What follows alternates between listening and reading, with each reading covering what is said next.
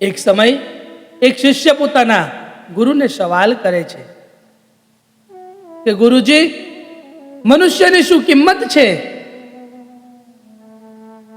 ગુરુ શિષ્યને કહે છે કે તને અચાનક આ સવાલ ક્યાંથી આવ્યો? શિષ્ય કહે છે કે ગુરુદેવ, મારે તો જાણવું છે કે મનુષ્યની શું કિંમત છે.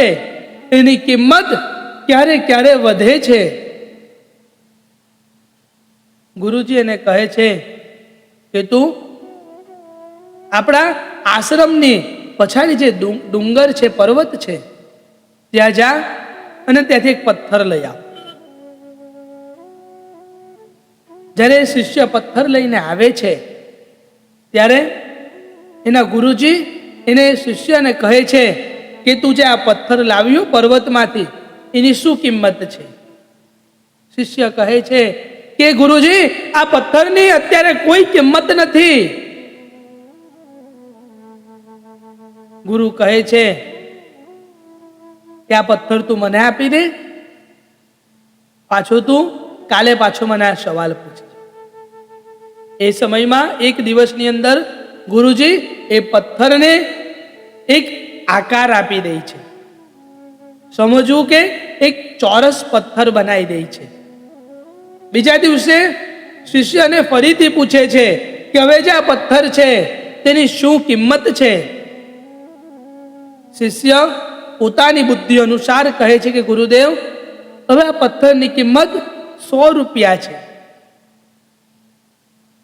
ગુરુજી એને કહે છે કે તું ફરીથી મને કાલે આ સવાલ પૂછ. એ બીજા દિવસની અંદર ગુરુજી એ પથ્થરને ફરીથી એક બીજો આકાર આપે છે કે ભગવાનની એમાંથી એક મૂર્તિ બનાવી દે છે. બીજા દિવસે ફરીથી શિષ્યને પૂછે છે કે આ પથ્થરમાંથી જે મેં ભગવાનની મૂર્તિ બનાવી, હવે તું બોલ એની શું કિંમત છે? શિષ્ય કહે છે કે ગુરુજી, હવે આ પથ્થરની કોઈ કિંમત નથી, હવે અમૂલ્ય બની ગયો છે.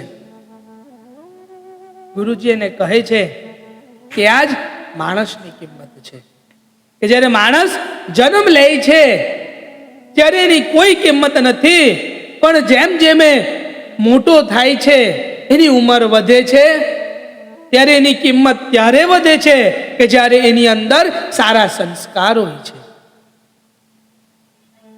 શાસ્ત્રમાં કહે છે કે વિદ્યા વિનયો વિત્તમ, કે તમે કેટલા જ્ઞાની છો એની કોઈ મહત્વતા નથી, પણ તમે જ્ઞાનને કઈ જગ્યા પર વાપરો છો.